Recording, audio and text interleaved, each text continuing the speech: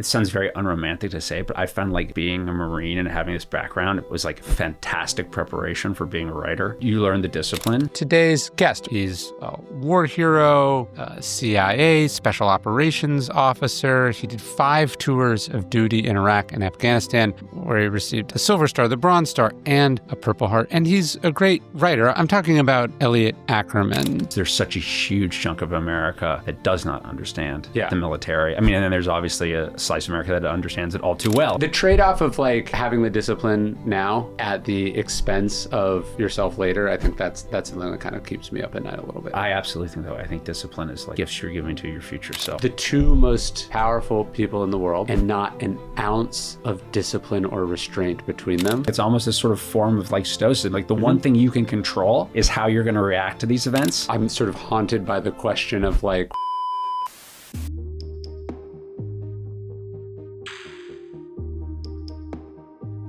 You look like you just went for a run. no. Oh, okay. This is how I dress. Nice. Well, you're ready to run. I ran this morning, and man, it is hot. In Austin? Yeah. To run on Town Lake? Yeah, I went on like this running app. You know, you just like, you know, I want to run this many miles, and they like give you a cool route. And so I went, I ran there yesterday. I usually run there most mornings, so I want to see. It's great. It was like totally great. Yeah, I think it's one of the best in the country.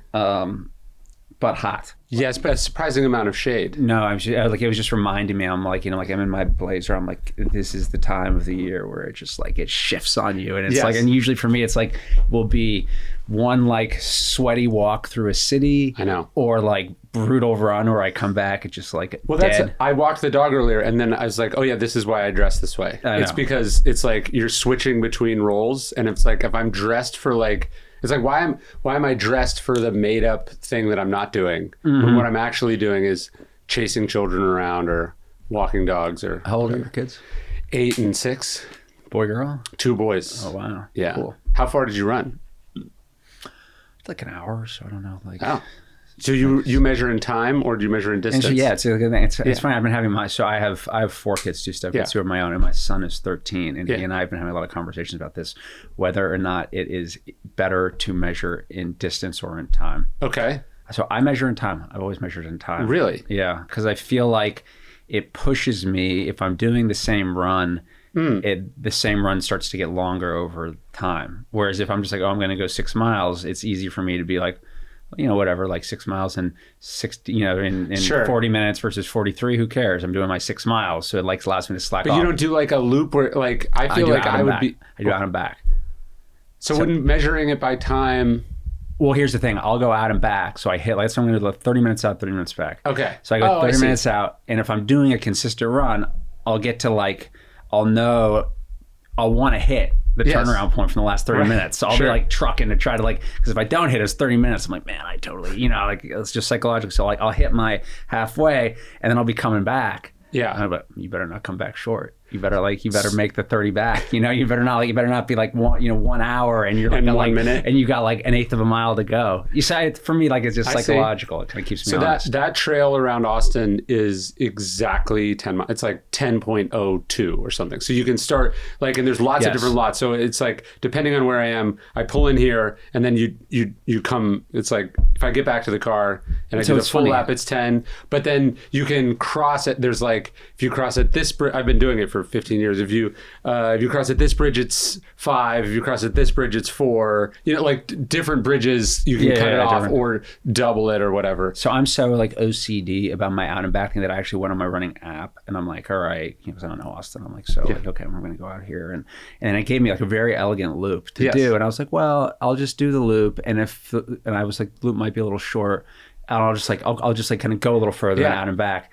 And I got to like 5 minutes from the halfway mark, you know, where I should like start looping back. And there was like a bunch of construction. I'm like, no way. I'm just going out and back. So I'm like running through the construction, like over the, anyway. Yeah. So yeah, I like out and back and I like time.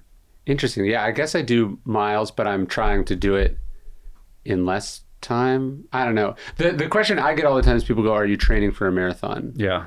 And then I'm like, well, you look like a marathoner. This is the marathon. No, well, they don't just look at me and ask. They find out you run. They say, are you training for a marathon? And my thing is, but you look like the guy who would train for a marathon. That's I guess that's nice.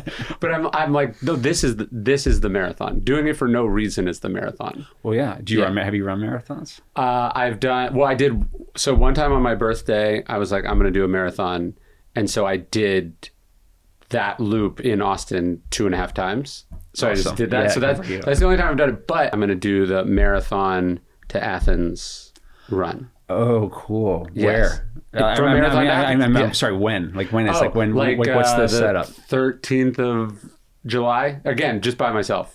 Okay. So it's not like a... We're going on vacation, and this is like the thing I'm asking that, like, I'm like, hey, I'm going to skip one day, and I'm going to go do this. Okay, for when... It's not when, like... No, but when was the battle fought? It wasn't the 13th century? of July. No, I'm like at the date. Like I wonder if you like I should find out when it was. Yeah. Well, right, because so they defeat them in marathon, and then the idea is the show of force by making it back to Athens in time. But it was the messenger had to run back to Athens. I thought the whole group did it. No, I think it was one guy, and he passes out dead. Like that, they need to get the news of the battle back to. I know somebody could Wikipedia. Where I remember the story is they defeat them and then they make it to Athens in time. I thought it was the whole group, but maybe whatever. Yeah. That's where it's from. Yeah. I'll have to do some reading. And the reason I heard, have you read what I talk about when I talk about running? The Murakami book. I haven't read it. But we go walk through the books after this. I'll give you that because it's one of my favorites. But he does it in that. Oh, cool. In that thing. And that's cool. So I've always wanted to do it. So that's the one I'm going to do. And they do have that as a marathon like every year. Yeah, I mean, but I'm not going to. It's cool. You're doing cool. Just going to do it. I had a good buddy of mine who we'll talk about, who's sort of the uncle. I mean, he's not, but he's the Uncle Tony character in the book.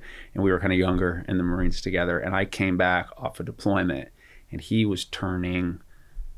I think he was turning 34, and we had to catch up. He's like, "Hey man, turning 34. I'm running 34 miles for my 34th birthday. You want to come with me?" And we woke up at like 4 a.m. or whatever it was, and we just ran around DC. Yeah, we hadn't seen each other in like better part of a year, and we just caught up and ran 34 miles together. That's what I was trying to do on my birthday. I was probably turning. I think I was turning 30, and then what happened is like I this is, I think, is a good sign / bad sign. I was like, okay, we'll do it on Thursday, right? I said this to my friend who lived here, and like my birthday was actually like on Wednesday. So like anyways, we got the date wrong. So we both had to do it ourselves, like differently. Separately?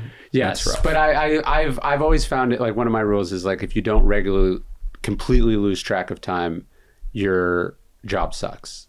Like if you don't love what you do to the point where you're like, what day is it? Yeah. You probably have a shitty job. That's a good rule. I run there, and then Barton Springs is right there on that trail too. So I usually swim there. You know what Barton Springs is? No. Barton Springs is like this, I think it's the best pool in the United States. It's like natural. It's a natural spring, like millions of gallons of water every day just come up from the ground. But then they, in like the Depression, the Works Progress Administration turned it into a swimming pool. So they just put like it looks like a swimming pool.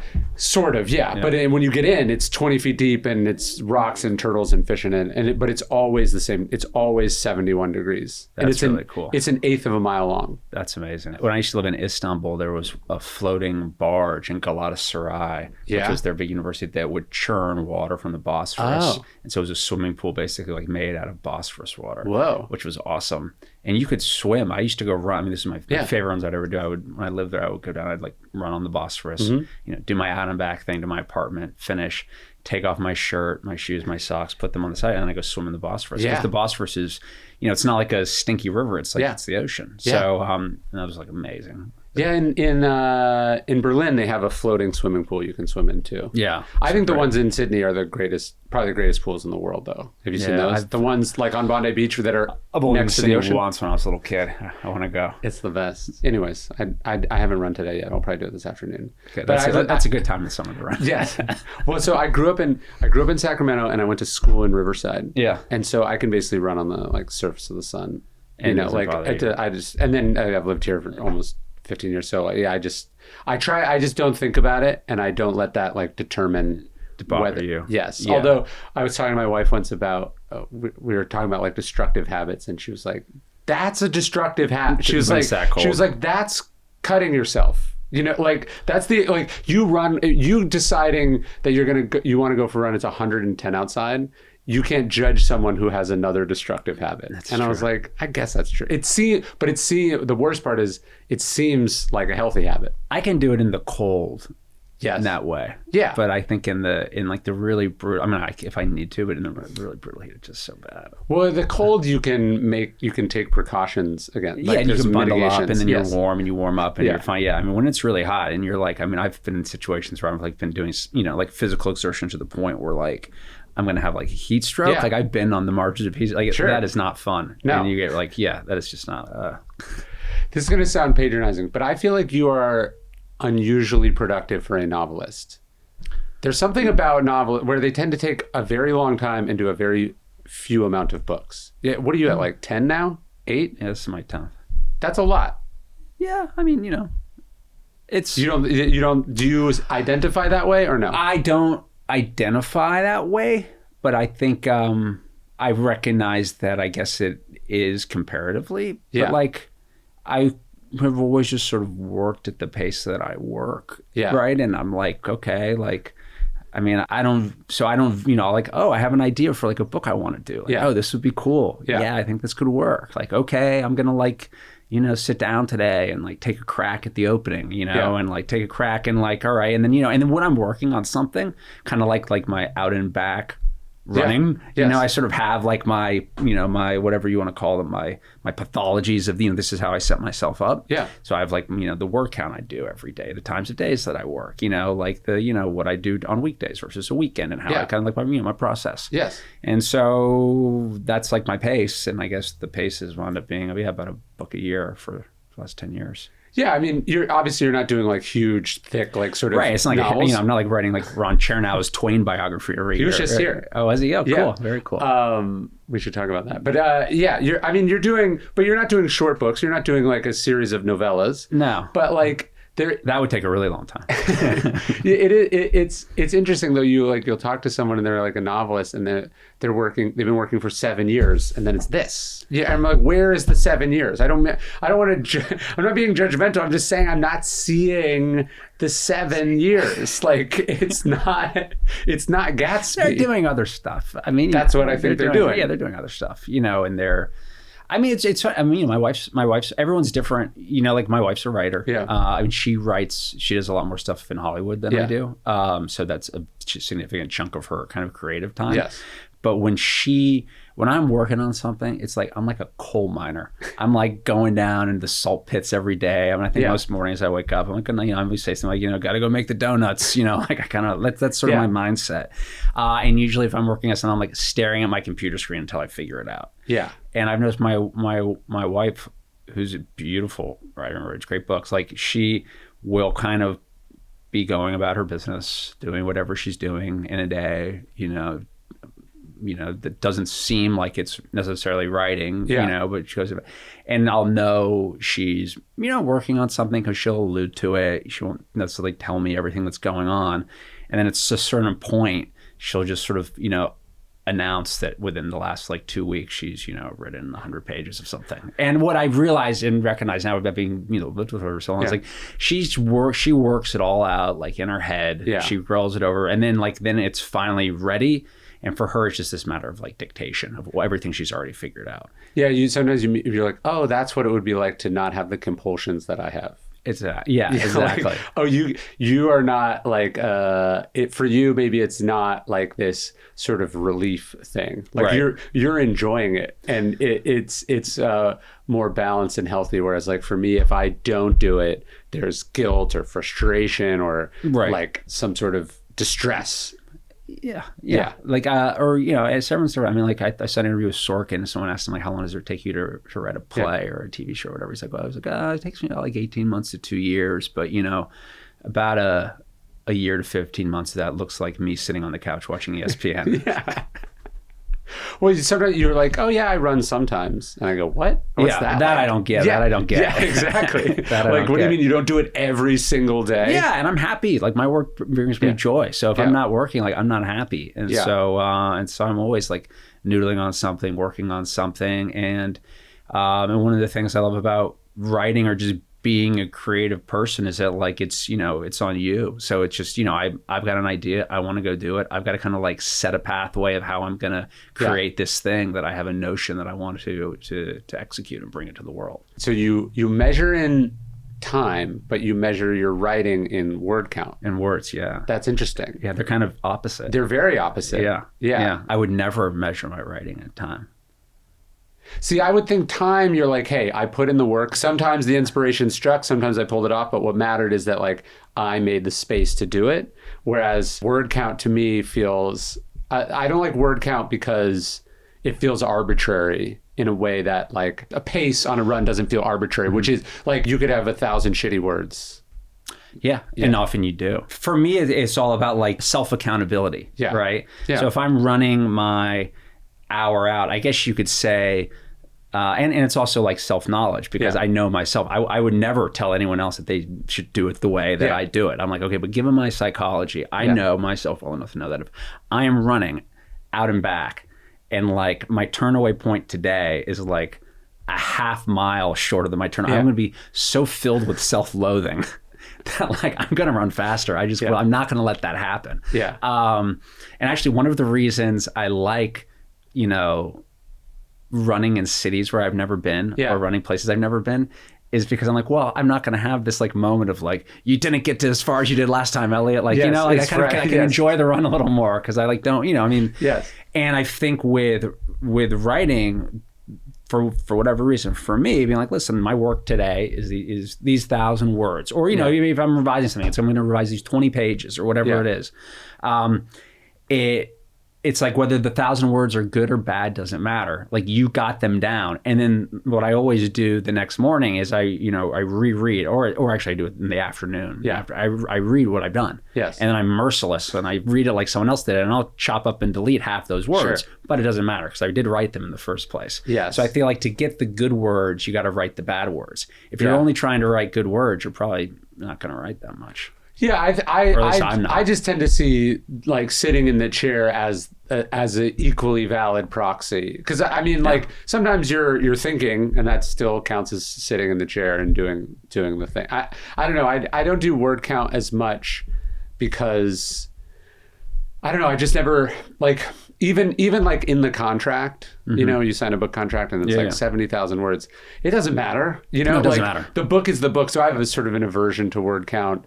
And maybe it's also because I think that's one of the things you hear from like either amateurs or people who suck is a lot of focus on word count, right? Where they're like, I wrote like, how many words a day do you like, as if it's an impressive number, right? Is it so ultimately not tied to the main thing? Like, you strike me as someone who's less distractible than me. Oh no, I don't know about that. Yeah, the thing with me is like I got to do it because otherwise I'll get distracted, or I'll not, like, I don't know. I just feel like I want to, I know every day where like the story's going, and I know what the next day's work is going to be. And then I just sort of like, all right, I'm going to keep going. And, and by the way, it always winds up being almost the exact same amount of time. Yeah, sure. Each day, you know what I mean? So is fiction different than nonfiction for you? Like, is it the same approach? I mean, in terms of like word count and how I think about things, and just, I mean, and by the way, it's also like I will write my, it's not like I get to 1,000 words and it's done. I'll get to like roughly there, and then I write words that I give myself for the next day, if that makes sense. Like you leave some. Oh, so like I'll hit like 1,000, and then I'll be like, all right, I'm gonna get, but I'll be like, oh, I got to finish this idea, and I got to kind of. But then I'll like, this is actually, if you really want to know, it might be boring, but like I'll write in all caps the words that are like my starting for the next day. So you're like priming the pump for tomorrow. Priming the pump for tomorrow, so that when I show up, I'm not cold. Like, well, these ones count for today, and then I just keep going. You're already 10% done. Exactly. I'm like 10% done. Like, oh, this feels great. I didn't even have to do anything. It's like the gift I give myself from yesterday. Well, Hemingway talked about how if you stop in the middle of a sentence. Yep. I think there's something to that. There is. actually say, I mean, I stole, but like I've heard Hemingway. I was like, that makes sense. Like it gives you, so you don't have a totally cold start. You can, you have like 2 or 3 sentences that are yours to, it's like how you start a fire. It's like you're a little bit of kindling, and then you're like, all right, those 2 or 3, and then I'm going to keep going. So the idea that discipline is a gift that you're giving yourself tomorrow is an interesting way to think about it, right? By doing extra work, or by not eating the thing you shouldn't eat, or eating the thing you should eat, or pushing yourself a little bit further, you're like, this is something future me can use. I think about that as with research, right? Because everything I'm doing now is a result of work that I did a while ago. And then so I'm sort of haunted by the question of like, what am I going to be withdrawing from a year from now? I absolutely think that way. I think discipline is like, it is gifts you're giving to your future self. Yes. It's time across travel. Category. Yeah, it is. It's like a form of time travel. And I find I'm the happiest when it sounds very unromantic to say, but I find like being a Marine and having this background, it was like fantastic preparation for being a writer. Sure. Because you learn the discipline. Yes. And you learn that like things just suck a lot of the time, and you're just like gonna have to be comfortable with things sucking. And like, the world not always like shining in your face and just sort of being miserable. Yeah. So it's like, it's pretty great. And then, but then that idea of, just this sort of like the grind, there's a real value in just kind of grinding work that I feel like we don't talk about as much, because it's not very romantic. What people want to hear about is that like, you like go into the desert like Jim Morrison and have like a little, dance party, and you come out and there's like you total genius. And bleed. Yeah, exactly. Or whatever it is, So I'm like, no, I think it's more like just kind of a lot of times just grinding. No, it's a job like any other job, and you have to put in the hours and the work. And I do think people that were attracted to it first and foremost as a sort of an art or a symbol or something have trouble developing the discipline. But if you come to it from the discipline first, or you have some analogous discipline in your life, like this is what Murakami is talking about when he's talking about running, is that like, I've not enjoyed many runs, but I'm almost always glad after. Always. Right? And like the same goes for sitting down and writing. The same goes for like the decision to sit down and go through a book I've read, to break it down, like to do the research stuff that like I'm not going to get the benefits of what I'm doing for many years from now, or pushing through reading a book that sucks, but you need it for something. Oh, yeah. Like, so if you have something in your life where you're like, I do hard things, even though I don't want to, and even though they're not fun while I'm doing them, but afterwards I get benefits. Like I think cold plunge is a perfect metaphor for this. I've said I think that I am, given the people that talk a lot about cold plunges and the utter pseudoscience that they also believe in. Have you done it? I have one. Nice. Like I am more and more convinced that there are zero health benefits to it, like that it's total nonsense. But I do it anyway because I think its primary benefit is that it is unpleasant and you don't want to do it, and you are developing the skill of doing an unpleasant thing for a amount of time you've committed to doing it, and then feeling the invigoration and the pride and self-command after you have done it. Totally. I would say one thing I've tried to always cultivate in my life, which can at times feel sort of antithetical to this kind of, the rigor of discipline and routine, is like, and I'm going to bring this back to cold plunges, is like being very open, being like, when something lands in your lap and it's like unexpected, and if there isn't a really good reason to say no, you are obligated to say yes. Like the universe has brought this to you. Like an editor says, "Hey, do you want to write 1,000 words on this? Or, you want to do something on this?" And your reaction should be yes, unless there's a compelling reason to say no. Or like, so an incident that happened with me was a very good friend of my wife's. He had some weird health problems, and he was sort of trying to figure out what was going on. And someone would be like, "Well, you should go do like a Wim Hof thing." And he was, and he was into it, and he was going to, and I knew he was doing this. And he was telling me he was going to do it with an old friend of his. And that friend had like a conflict that came up. And the guy who was like the certified Wim Hof instructor was like, "Well, if we lose him, there aren't enough people in this thing to even do it." Sure. And so they're like, so I was like, "Do you think you'd ever want to go do this?" And I looked on my calendar, and I had this like chunk of like 6 days of white space. And I was like, I really think I should, you know? And so I knew nothing about this. And anyways, wound up like going up, and I was went to like the tippy tip of Scotland. And like, it was, and spent like a week, like, you know, do you still do that stuff? Sitting in frozen, you know, in frozen streams. Like, I don't, not because I'm like against it, mainly because like I just don't. I'll do like the cold shower in the morning, or I'll like fill my bath up cold in the winter, you know, and the like the tap, you know, is chilly, and I'll do it. And I totally buy that here are the health benefits I think probably you know exist, right? Like I think, okay, we did like, it was really effing cold. Yeah. Like, I mean, like brutally. Yeah. Like the first time I did it with this guy, and our instructor was like a total character. Like, he was like, I'm not going to tell you what we're doing. We're just going to do it. You're never going to know. It was like, you know, it was like Navy SEAL Hell Week, but like, you know, Wim Hof, at least for how he organized things. Like I went like 30 seconds the first time, I'm like, this is brutally cold. Like this just seems totally miserable. And then, you know, you know, like you go up, and I think by the time we were at the end, we were like, you know, we're approaching like 5 minutes sitting there in the cold and shivering. Yeah. But so what, you get a lot of adrenaline out of it. You jump the water's brutally cold. Yeah. And you get out and you get this huge rush of endorphins. I think the combination of like the adrenaline and the endorphins, like it clearly boosts your metabolism a little bit. Yeah. I don't know. That's probably good for you. I mean, I don't think it's gonna like save your life necessarily, but I think it's not bad for you. No, it's definitely not bad for you. I just think information and, you know, stuff like that. I think about it with running too. Like if you told me actually that running was at this point bad for my health, I would still do it. I would because it's good for my mental health.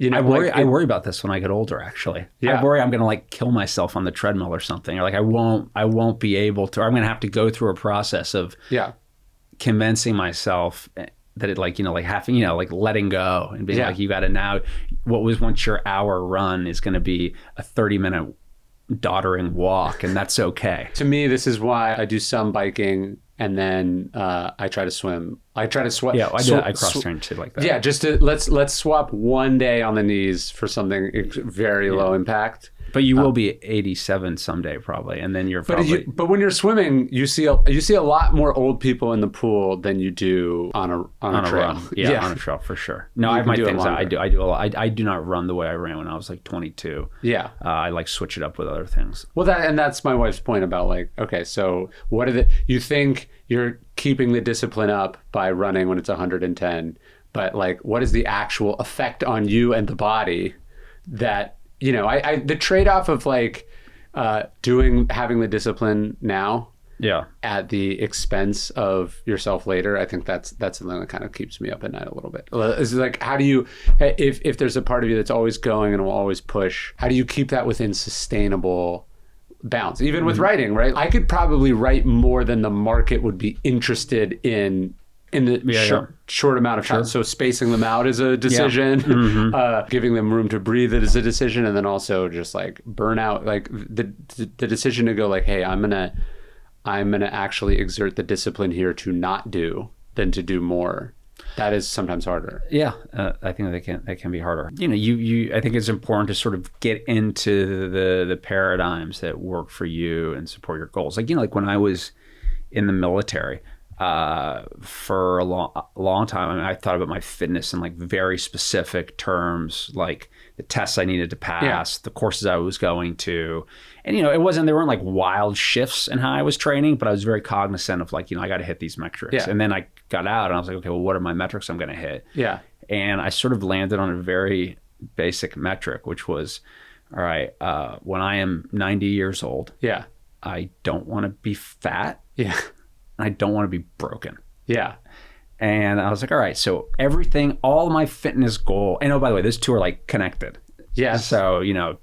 But maybe even an intention. Right. But so I was like, all of my fitness goals should be leading to this like long-term goal of like being that, you know, like I have a friend who's a family friend who's, I mean, he's about to turn 90 and he still skis. Yeah. And not like, you know, he really goes out and he skis every winter. I'm like, man, I want to be that guy. Yeah. Like, and of course, you know, genes and other things factor into that. But, you know, some of it is just like good life choices. Like, you know, so I stopped like, you know, I don't clean press above my head much anymore. Yeah. You know, and I'm not going to like tell someone, no, you can't ever do that safely. But like, you know, my random sampling of people I know who've done a lot of clean presses over their heads, like for years and years and years, like it doesn't get you to being 90 years old and not broken. Right.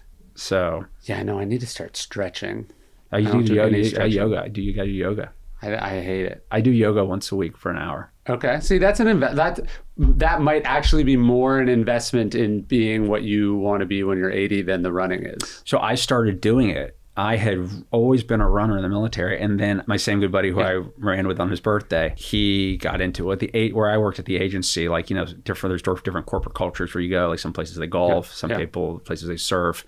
Here it was ultra marathoning. Yeah. And so it's like, oh, you want to come run this ultra? I'm like, actually, I kind of don't. Yeah. They're like, well, all the big wigs are going to be there. I'm like, all right, I guess I should probably go run this ultra marathon. So he invited me to come run this ultra, and I'm like, well, I had done a couple marathons that I've been in really good shape. Like, I could probably just cold run this marathon and it won't be a total disaster. And I got in a way. It's like, so for this one ultra, like, I do need to, like, that's a bit further. Yeah, I need to train for this properly. And someone gave me advice. It's like, for injury prevention, like, make sure you're doing really good yoga, like one day a week, and you won't get injured. And so I started doing that, like, 15 years ago now, once a week. And it is like, I swear by it. And I do the same video. And it's on YouTube. It's Brian Kest Power Yoga 3. Okay. You can Google it. And it's like from 1989. Wow. He does the entire hour-long session wearing like cut-off jeans, no shirt, like a dream catcher thing around like his bracelet around his sort of upper arm, and like long hair. It's like, but yeah, it works. I did this book for Chris Bosch a couple of years ago, and he was telling me this story about when they all went to the Heat. They get on the plane and they're flying after a game, and LeBron James starts doing like yoga in the aisle of the plane, and they're all laughing at him. Mm-hmm. This is like quite some time ago. They're all laughing like, it's lame, it's weird, what are you doing? And then he's like, he's the only one of us that's still playing. It's still playing. I know. I can tell like if I have to miss it or I haven't done it, like I can totally tell the difference. I swear by it. Yoga, maybe a little Wim Hof. I don't know. Maybe. Yeah. It's funny. The epigraph of this book, I used it in my media book on Trust Me, I'm Lying. I think it's one of the great quotes of all time. War is a racket. And he defines racket as a thing that only a small inside group knows what it's about, and it's conducted at the benefit of the very few at the expense of the very many. That definition of what a racket is, I feel like, is a thing they should teach in school.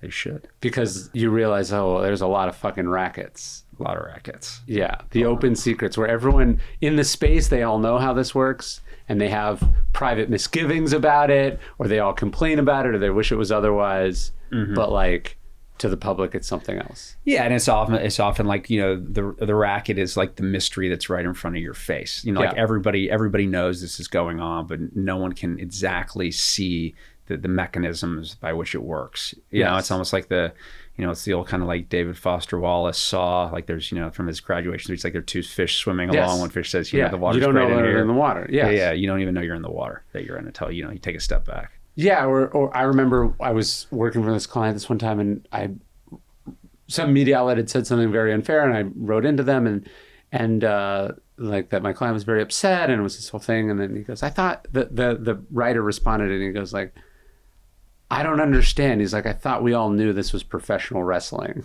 That's what he said. And I was like, wow, okay. Like, that's the racket, right? You're under the impression that we're all in this playing this thing. Mm-hmm. And like, I didn't know we were playing this thing, but more importantly, like, they don't know this is happening. Yeah. And you just kind of realize a lot of things that are like that. And I do think it's hard. We live in a world of like conspiracy theories and misinformation, a lot of distrust in institutions. It's hard once you see one racket to not start to think that everything's a fucking racket. And that's where the cynicism and the sort of negative spiral comes in. Yeah, and it's this sort of postmodern thinking. Yeah. That, everything becomes sort of relativism. And it's really, I was even watching yesterday watching the Trump Elon stuff, like exploding everywhere. And I'm like, it's so, and then so my, I'm looking through like my social media feeds, and I'm getting, just mainlined all of that stuff. And the other thing I'm getting mainlined is, the, stuff, or content that's sort of very nostalgic content for the 81st anniversary of, the D-Day landings. And I'm like, these are there's so insanely opposite versions of America. It's like tough to hold those two realities in your head. Yeah. Yeah. Although, McCarthy's not far off from that version of America. Like there's nonsense then too. Right? No, like, right. I'm not saying there's not nonsense then and not, not kind of not engaging in sort of, golden age thinking. Yes. But more like all of that sort of World War II medium is sort of like the height of, black and white, good versus evil, like not muddled. We all, institutions save the world. And then, you kind of look at so much of like our, the political discourse today and the distrust of institutions and this feeling of like complete relativism and that everything is a racket. So get what you can while you can. Yes. Yeah. It's hard to read War is a Racket and then like look at pictures of D-Day and you go, was that a racket? Was that a racket? And you know on some level it's not, but I think that's the point when an institution reveals itself to be corrupt or self-serving or not what it seems. Right. It's hard not to see that everywhere, even when it's not there. And then I think it's really hard if you grow up and all you have seen is the racket over and over and over again. Like if I'm 21 years old right now, like what's an institution that has not either failed or utterly fucked me over, Yeah. I mean, there aren't, or it's tough to say, what are the ones that in American life, I mean, are still revered. I think the military is still revered, but I would also argue it's revered because, it's become sort of a subculture in American society instead of one that's like integrated throughout the fabric of our society. Yes. And it's one that I think is not well understood. Right. I'm surprised, just there's such a huge chunk of America that does not understand the military. I mean, and then there's obviously a slice of America that understands it all too well and that lives with it. But like in Sheepdogs, like one of the things I wanted to do is I want to show like it's funny. Like war is actually very funny. Yeah. And absurd. Absurd. Yeah, absurd. But it's almost like but humor is this like through line. Like when I would, I've written like several books that all deal with war, and what I would notice was that when I would get together from, friends of mine from that time and we would, inevitably having drinks or, talking about, inevitably we would always just be telling funny stories, like just laugh. We wouldn't be telling serious stories. It always reverts back to the funny stories. And I was like, none of these funny stories are ever in anything that I write. It's always the serious stuff. Yes. I was like, and I want to write something that's like in the spirit of those funny stories because there's a lot of truth there because it's like, it's a coping mechanism. Yeah. Like, you have to have the humor. You have to have it, and in the theme of, your work, I mean, it's almost a sort of form of like Stoicism. Like the one thing you can control is how you're going to react to these events. Yes. And the ultimate way of showing that you're going to, react in a positive way or that you have control of your reactions. I'm just going to cut a joke. Right now, I'm so in control, I can cut a joke. Yeah, one of my favorite writers is Ambrose Bierce. Yeah. And he's fucking hilarious, but it comes out of his profound sort of Civil War trauma. Yeah. And his Civil War stories, some of them are beautiful and tragic, but most of them are like funny. Like there's a weird punchline to them. He's exposing the contradiction not to be like, look at these hypocrites. He's exposing the contradiction to be like, life is ridiculous. Subtle, absurd. Yeah. And he has one, I don't know if you're familiar, I love this. His passing is one of the sort of more glamorous literary passings. I love, I guess, what he was in D.C., correct me if I'm wrong here. He got an assignment to go cover the war in Mexico. I think he just went. Or I think he just went. I think he had a death wish. Yeah, I think he was just done. And I think, as I've read, I think the last time he was seen was under a tree at Shiloh where he'd fought. Because he went by Shiloh. Do you know okay, I'll tell you the actual story. Okay. So he's Civil War veteran, sort of Civil War hero, writes a bunch of books about it, becomes an editor on the West Coast, sort of a contemporary Mark Twain. And then he goes to Washington and is sort of like the Gilded Age muckraker columnist guy, gets very disillusioned. It's funny, he's known as the cynic, right? Yeah. But like most cynics are scorned idealists, right? So he's the scorned idealist. Actually, this crazy connection. His father is named Marcus Aurelius Bierce, and his uncle, who was also a Civil War general, is named Lucius Verus Bierce, which is Marcus Aurelius' brother. So anyways, I think at some point he's decided he's done with life because he does a tour of all of the Civil War battlefields that he fought in. And then he writes a letter to his daughter or nephew, niece. He writes a letter to someone and he goes, hey, I'm going to go to Mexico. I want to see what this Pancho Villa thing is like. He's like, I'll probably end up blindfolded in front of a wall somewhere, like a firing squad, but it's like, I want to see what happens. Yeah. And he was executed by a firing squad in Mexico.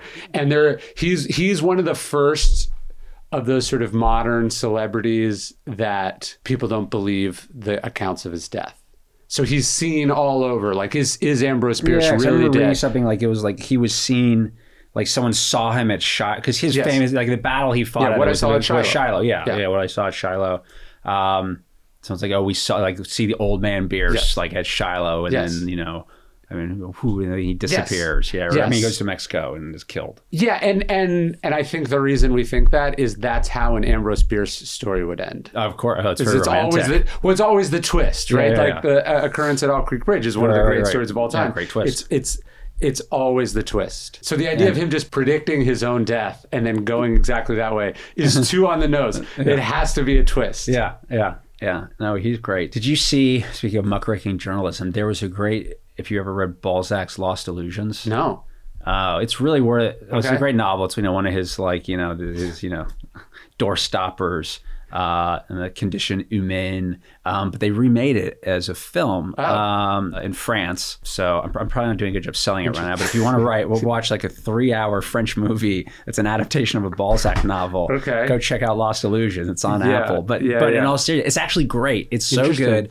It's all about kind of, France, 1830s, post-Napoleonic War. So everybody's just exhausted. Yeah. Everyone's very cynical at this point. And it's about a very idealistic poet who comes from the countryside, and he moves to France to kind of make his way. And he kind of quickly winds up becoming like the greatest muckraking journalist in all of Paris. And it's sort of his journey of Lost Illusions. But it's very, like, speaks to this time, kind of this mediascape. And so I'd recommend it. Really well done. That Trump Elon thing you mentioned, I think it's so interesting. I was thinking about that. I was looking at some of the tweets and I go, here are the two most powerful people in the world, essentially, or two of the most powerful people in the world, and not an ounce of discipline or restraint between them. It's pretty remarkable, because usually you become that way by having a lot of restraint. Yeah. And I can't tell are they anomalies, are they exceptions that prove the rule, or is this the new world that we live in, which is a terrifying world in that there is no one who needs more restraint. The power is primarily about what you don't use, right? Like, I think when you think of great leaders, there's all the things they could have done and the things they prevented from happening. Like, Eisenhower's greatest accomplishment is not using nuclear weapons in Korea, right? Washington's greatest accomplishment is resigning after 2 terms. The decision to not do things that Kennedy, the Cuban Missile Crisis, it's primarily about restraint, what you didn't do. To watch two people who have so much power and so much discretion reveal themselves to be utterly incapable of not acting on an impulse is both terrifying, and then if that's the trend, well, then we're definitely fucked. I mean, I don't know. I sort of tend to believe that, like, Trump is, and again, this has been said many times, like, Trump is the symptom. Like, he is not. So he's symptomatic of the challenges that our society is facing, in which there is, massive distrust of systems, institutions. There are, systemic reasons for that distrust.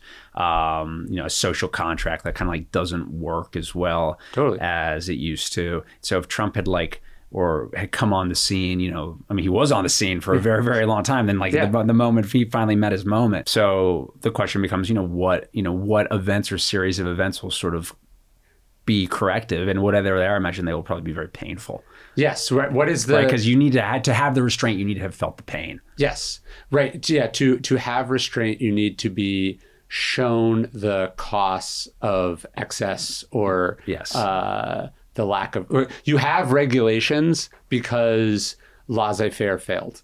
Right. And so, like, much of what we had in the 20th century was a reaction against the gilded excesses of the late 19th century, right? And so, the reason you had Eisenhower and Truman and Kennedy is that they were profoundly shaped by how bad it could get. Yep. And if you have someone who has 200 million followers and says whatever pops in their head with very little concern to what people might do with this information or how it might seem, it's very hard then to expect, I don't know, a 22-year-old kid to be like, I got to take my responsibilities soberly. Yeah. Well, and I think some of that too is if you look at we'll just talk about wars, like kind of cataclysmic, world-altering wars have seemed to occur in 80-year cycles, right? Yeah. And I would go back as far as, like Napoleonic Wars. Yeah. You go,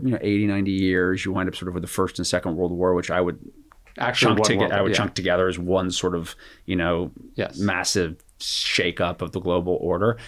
And we don't have Peloponnesian War and Peloponnesian War II. Right, exactly. Well, and you also have like a global consciousness now in a way like that you didn't 1,000 years ago. But and then we project out, like we're sitting there right now, like we're kind of similarly like at that mark. And I would say, why is it 80, 90 years?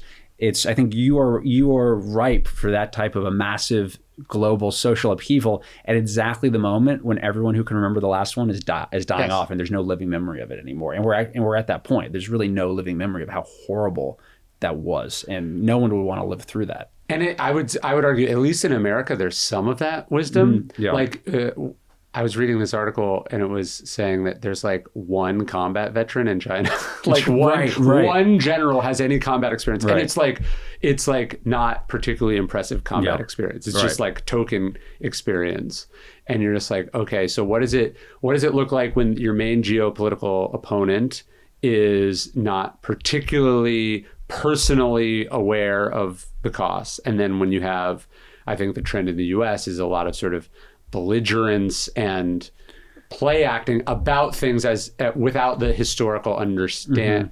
It's weird because we actually do have the knowledge, but we've just decided to unlearn or to make light of that knowledge. Yeah, and the our problem is actually our leadership is too old, right? So it's actually there is the learned wisdom is there. There's just some other level of flippancy about some of this stuff. Well, and some of it is like is decadent behavior, and I don't mean use the word decadent like is like great parties and all that, but like decadent, like when societies become completely risk averse, they just start to repeat themselves because they don't want to take on the types of inherent risks that you need to make something new. Yeah, it's why we're like, afflicted by Mission Impossible 6, 7, or Ghostbusters 10, or right, because no one's going to take the risk to do the whole new Ghostbusters. Right. And then that applies like culturally, it applies politically. So you wind up with this type of decadence. But what you don't realize is that actually it's much riskier to just keep repeating yourself because then you become a sclerotic society that is non-adaptive. I mean, like looking at this stuff, the attack in Russia, the Ukrainians launched. It's like, there are a lot of U.S. defense systems that we poured a lot of money into that are, every day that passes, they're looking more and more obsolete. Because they're on floppy disks and shit? Yeah, because they're on floppy disks, or because they're like big aircraft carriers or bombers, or I don't know if you saw, there was like a meme going around where it was like, it had a picture of like the Truman carrier, U.S. carrier, 15 billion British carrier, 4 billion French carrier, 7 billion Ukrainian aircraft carrier. It was like a box truck. It's like $70,000. Yes. But there's a lot of truth into that. And the danger for society is to be so decadent that you refuse to, or don't have the appetite for risk that you need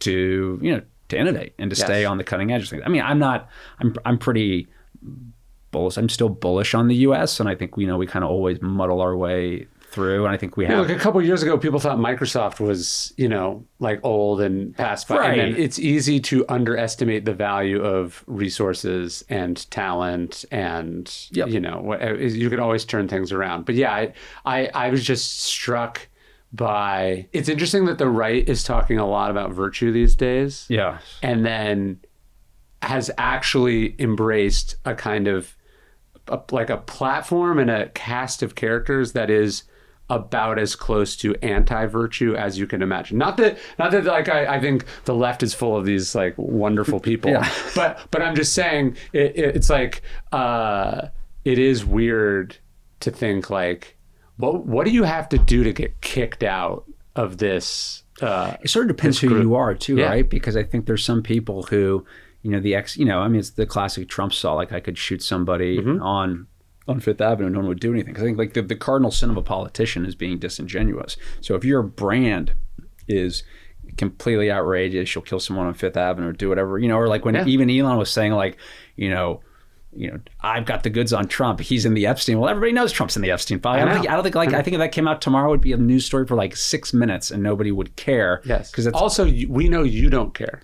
Because you just spent $300 million to get him elected. You don't care. You don't care. And so Elon doesn't care about it, and Trump doesn't care about it because it doesn't hurt Trump politically because it's totally on brand for Trump. Yeah. Now, if something like J.D. Vance was in the Epstein files, like that would be a problem. I mean, I don't even know if it would though. You don't think so? No, because I think when your entire identity is sort of built around a grievance against someone else, you're disinclined to kick allies out of your like. I think it's interesting, right? When someone gets canceled, like let's say you or I were to do something bad right now, like the safest strategy would be to be like, I'm actually super Republican now. Right. Like to have any cultural valence anymore. Yeah, there's like, okay, that's a direction. When Russell Brand knows he's going to go down for stuff, he's like, I'm going on Rumble, right? Yeah, right. Because that's a tribe that's not discerning. Yes. As long as you agree to a handful of stipulations, right? It's like the gang will invite you as long as you're willing to abide by. You can play in their sandbox with them. Yeah, and I think you want to have a society that goes like, no, these are the rules. These are the things that we have decided are beyond the pale, and we don't care if you agree with us or not. You're like, I mean, look, the left is flirting with this right now with Andrew Cuomo. Like, like, how badly do you want to win? Do you decide to throw all that out because this person is, X, Y, or Z to you? So it's a very human thing for sure.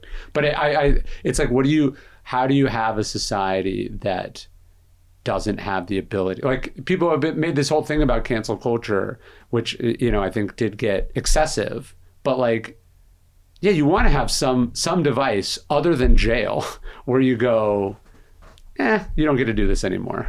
Yeah, but I think what we've lived through is, I mean, do people still get canceled? Is that still like? No, that's what I'm saying. What do you happen anymore? But it's amazing to go as a society that can't go, hey, this person was reasonably accused of this, even if they don't get convicted of it. Like, no, but think how quickly this has happened, right? Like, I mean, I remember being in my living room with a bunch of friends, and we were like having some dinner. And it was like Friday night, like we had like 6 people over for dinner, 7 people, all who kind of worked in newspaper or media, whatever. And it was when the Shitty Men in Media list came out. Do you remember that? Yes. I think that was like 2017 or something. Yes.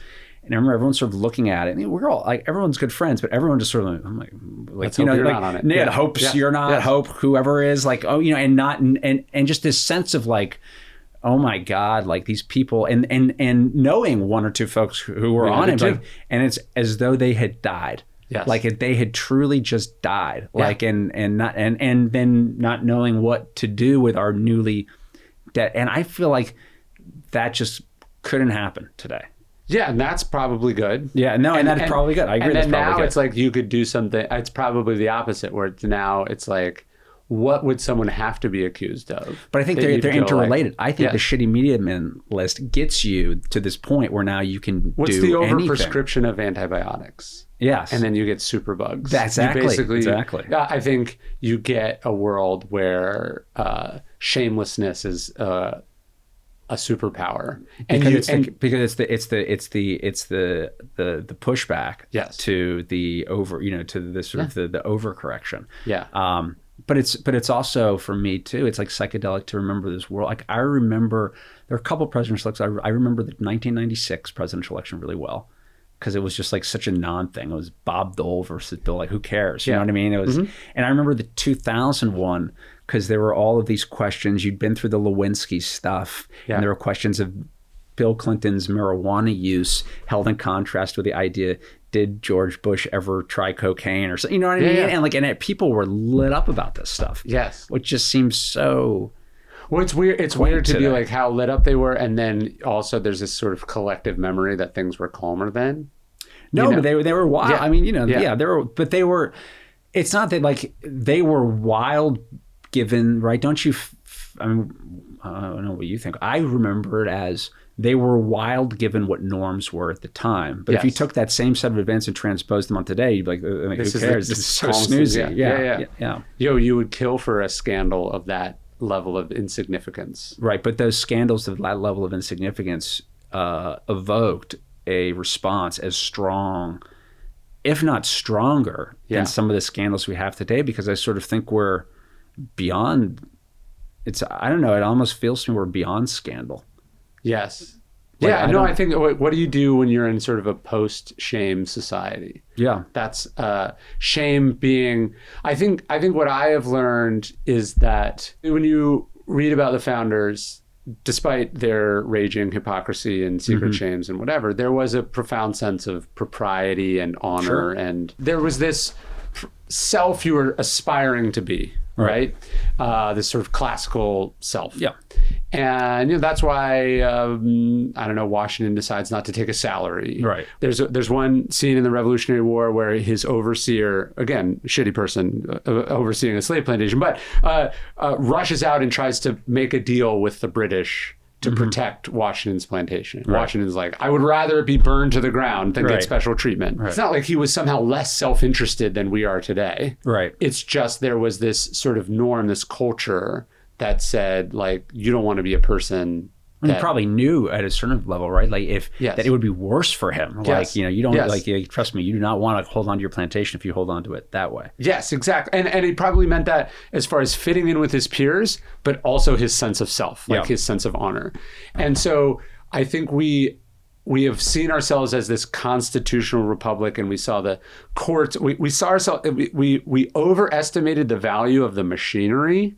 Yep. And the laws and what they said. And actually, the system was operating much more on norms. Yes, customs, but also individual restraint. Like, I am not the kind of I could do X, Y, and Z. I would just never do X, Y, and Z. Yeah. And we just presumed that it was the system keeping those people in check. But actually, it was all this. It was this cultural edifice, like the books we read, the stories we told, the statues we looked at.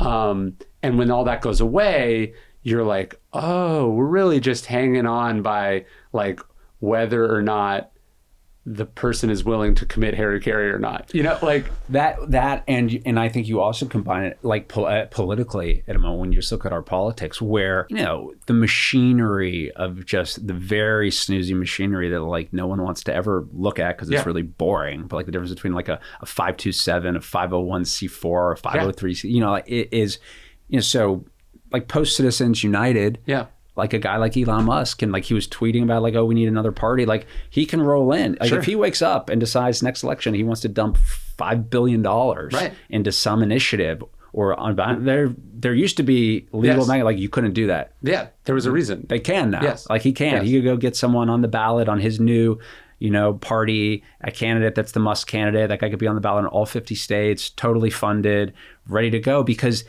the DNC and the RNC don't have the same power they once had because super PACs now can raise so much more than they are. So they have more power. So it's, the ground is like shifted beneath our feet too without us necessarily noticing. And, and it's the same way in our media. We're like, I mean, you once had these sort of story taste-making institutions, and they don't, what's a New York Times link versus any other link. But I think at the end of the day, it comes down to this sort of personal thing of like, we've always had influential media figures, but some believed that bestowed a certain responsibility and restraint. And then now people are like, I don't know, people are interested in it. That's what I'm going to talk about. But what do you think is like we always had muckraking journalism, right? So, but why do we think, or that 100 years ago, that those degrees of I think there was a strong sense of identity of what the job of the journalist was. Yeah. And the responsibilities. And there was a culture around it. And there was,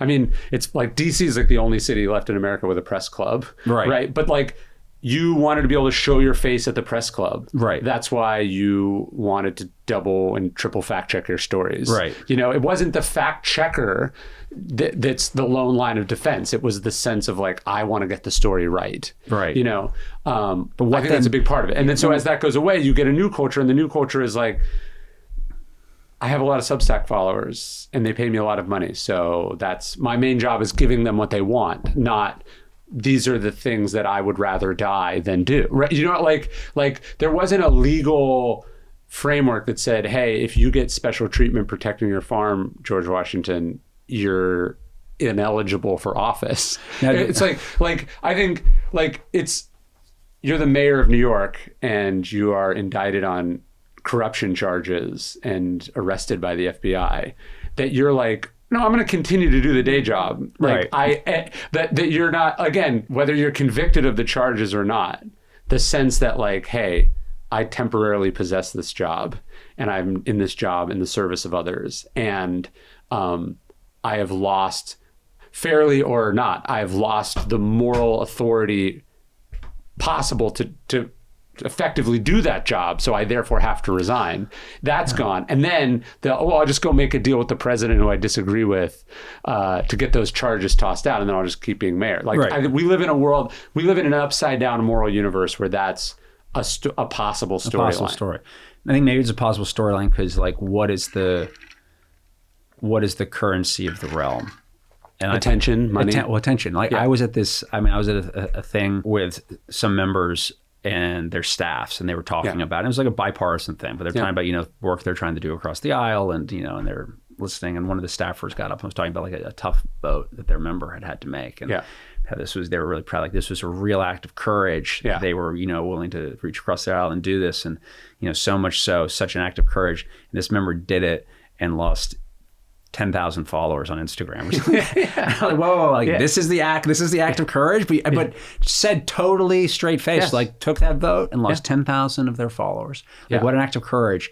And I was like, you know, I was surprised, but shouldn't have been surprised. Like, yes, that's the currency of the realm. The mask is slipping a little bit. And you're seeing, but it's like it's attention. It's followers. That is the racket, right? Yeah, that's the racket. It's something that makes sense to a small group of people, but is not what it seems to everybody else. Because everybody else is still like postured as though it's this sort of, or many are posturing themselves as though it's this sort of traditional version of American virtue and civic minded. Or they are acting as though winning or losing elections the main thing, although that wasn't the main thing. It was supposed to be the main thing either. But they're going, no, actually, this is like every politician is just an influencer playing the game of politics. Right. Instead of selling you fitness tips or showing their Ferrari or whatever, that's what they are. They're all most of them are angling towards some sort of book deal or Fox News contract. That's right. Or they are effectively media personalities that occasionally gather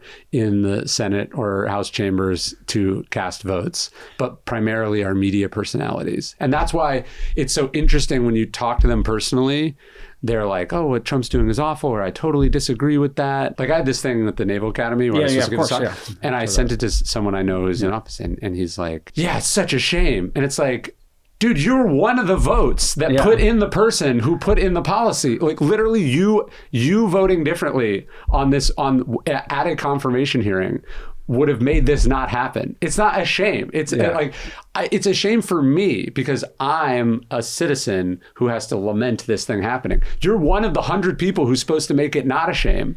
And the only way you can behave that way is if you believe it's all theater and that it actually doesn't matter. Yes, the racket to you is none of the votes matter. Doesn't matter. I'm a media personality. Well, and none of it matters, and the country's just always going to be here, and the big bad thing can never happen. Yeah. We fly above that, so what does it matter? I might as well get my Fox News deal. Yes, because this is just a show that we're putting on. Totally. Masses. And so and it's very cynical. Yes. It's a very cynical view and a very dangerous because history teaches it always ends the same way. Yes, it's an entitled view. Yeah, like it's a very entitled view. You are taking for granted the stability of something that you are, what's that? It's that famous picture where someone's like sitting on something and then they're like sawing out the like the support beams underneath them. It's like, you can only, like, maybe you get away with it. Maybe the Jenga tower falls after you're gone. No, but you're pulling the pieces out of the tower Yes. every day, and it teeters. And I mean, listen, it'll be.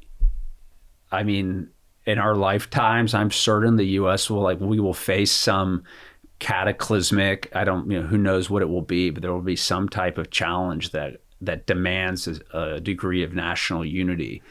Like a pandemic that kills 1.5 million people. Yeah. I mean, this was what was interesting, right? Because like the pandemic obviously didn't in no way elicit that type of national unity. The closest thing that I felt that did was right after Russia invaded Ukraine. It's like 6 months, maybe gave them 6 months, and you could feel it. Yeah. Then it quickly obviously dissipated. But the fact that even we had that sort of convulsion, showed like we're capable of it. It's also hard. I think one of the benefits of history is you realize like it wasn't as united as you thought it was. Sure. Even we go like, how would we pull, like, today being the anniversary of D-Day. Sometimes you read, like, I'll read memoirs or I'll read fiction from that period, and you're just like, wait, World War II was happening then, and it's not in here, because some people lived in fucking Idaho and were just hanging out, and it wasn't. It feels like it was central to everything and everyone, and there were the same entitled, checked out, disinterested, whatever people as there are now. And we weren't all on the same page. In retrospect, we all act like we were, but we weren't. No, when you realize that, I mean, World War II, that time, it's a 3-year time horizon, which is like nothing. Yes.